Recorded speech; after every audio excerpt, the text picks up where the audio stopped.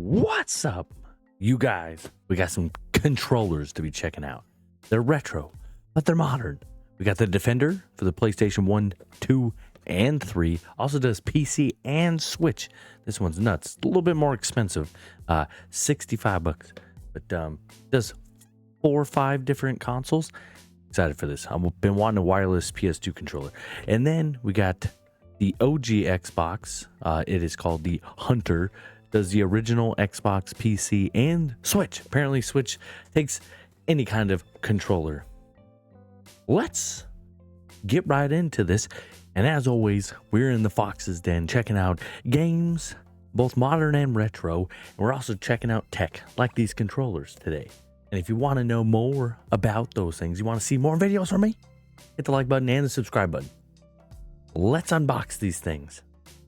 All right, we're going to start with the Hunter because you guys know I love the OG Xbox. So let's open this one up. Got to get the subscriber knife out, you know. Nate, why is it called a subscriber knife? Well, that's because somebody got it for me. 2 hours later. This is going to get me playing way more games because right now I have to sit kind of awkwardly to play any sort of Xbox games. It'll also make the original controllers last a little bit longer. All right, how do we from the side? Now, from what I understand, this plugs straight into the Xbox port. There's that information here. This lasts for 10 hours. All right, let's look at the controller first off. Oh man, look at that green. So Xbox right there. Retro Fighters Hunter. Feels really good quality. Oh man, triggers, everything feel really nice. And I know that, I turned it on. Everything's pressure sensitive, like so the buttons aren't just on off. Let's look at what's in here. Bet this is the dongle that goes into the Xbox. Yep. Look at that thing. All right, let's give it a try. Before we do that, there's a few more things I want to go over the controller. It's got USB-C charging. It says it charges in 2.5 hours from empty to full. It's got 10 hours of playing time after that. So yeah, see there's pressure sensitive buttons. Premium texturized grip, which is true. It's feels very good on there. Wireless rumble. Oh, this Xbox One has Hall effect sticks, so this shouldn't get any stick drift ever. That's cool. I didn't see the PlayStation one having the Hall effect sticks, but it has turbo functionality. I missed one more thing in the box. It comes with a USB-C wireless too, if you're like me and your PC doesn't have wireless because you didn't pay attention when you were buying motherboards.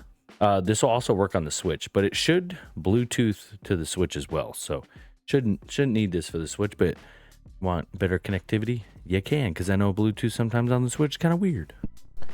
All right, you guys, we're over at the Xbox. We're gonna try this out on this Burnout Revenge we got here.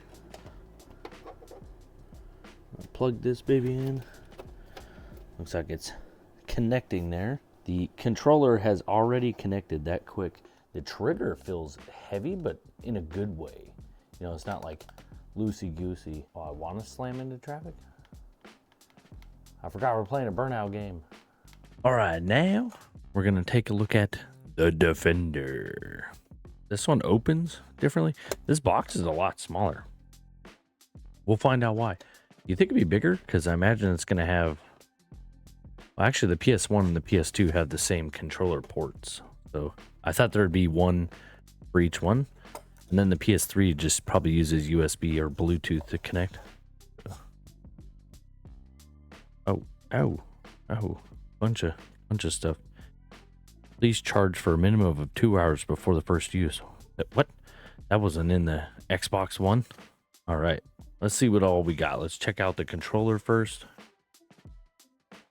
Ooh, that is a good, like, matte finish on the PlayStation controller. A little bit smaller. Probably a lot smaller. You can see the difference there. The Xbox controller feels better.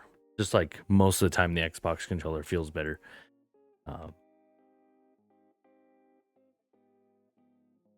Weird that this one was more expensive, but feels less impressive, I guess. But it still feels good. It's good feeling to it. All the buttons. It's hard to see the face buttons there. Let's check out what we got in here as far as a functionality goes. We tested the Xbox controller. That thing worked so well. I'm very impressed. All right, just like on the Xbox, you got the receiver here that goes into your PS1 or PS2, and then you have a USB, which I imagine works on the Switch PC, maybe on the PS3, but I don't think you need it because these are Bluetooth, so you should be able to just connect it to the PS3. We can see here in the quick start if that's true or not.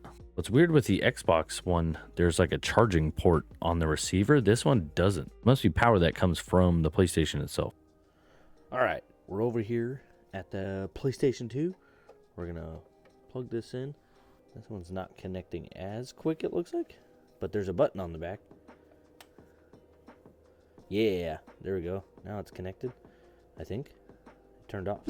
The final thoughts on these controllers. I haven't been using them for very long yet, but my initial thoughts is they are worth it. This is going to make me play way more Xbox and PlayStation 2 games. I've been avoiding them because my setup's kind of weird. Everything's over there with the TV, and I could play on the TV, but then recording audio and my reaction is a lot harder. I like playing here at the desk. I could just turn this way and stare at the monitor. It's not awkward being way the heck over there and having to move the camera and all that kind of stuff. Now I just use this baby and play the Xbox and PlayStation the way it should be, modern times. I don't think the Xbox ever got an official wireless controller, or the PlayStation 2. There was some like Logitech ones that came out, but they are not very good. But I love the quality of these things. The Hunter feels a little bit better than the Defender. And you can definitely tell these Hall effect sticks are just a little bit more smooth, but still extremely good quality. I am not afraid of buying that thing. They do have other controllers for the GameCube and I believe the N64. I don't know if there's a wireless one. Let me check. There is for sure a wireless Nintendo 64 as well as a wireless GameCube. Now that I'm thinking about it, I was talking about how the PlayStation 2 and the GameCube or the Xbox did not get a wireless controller release, an official one at least. Nintendo did, surprisingly. They were more on the advanced side during the GameCube age. Nowadays, you see the Switch 2 just catching up to the PlayStation 4 Pro. But if you're on the market for a third-party, brand new controller, I think these are fantastic. They are from Retro Fighters. You can find them on Amazon pretty easy. I found it at Game Over Video Games, which is a local game store to me that had them in stock. They had all sorts of stuff in there. They also had 8BitDo, which is another company. I don't have any of those yet, but 8BitDo does do Super Nintendo. Retro Fighters hasn't gotten there yet. It looks like they have some Sega Genesis ones, but 8-Bit has even wireless Super Nintendo, so that might be another company to check out. But this is what I got for now, and they are fantastic. Work every penny I paid. All right, guys, if you like this video, make sure to hit the like button and the subscribe button because you need to know when we're making more videos. Peace out.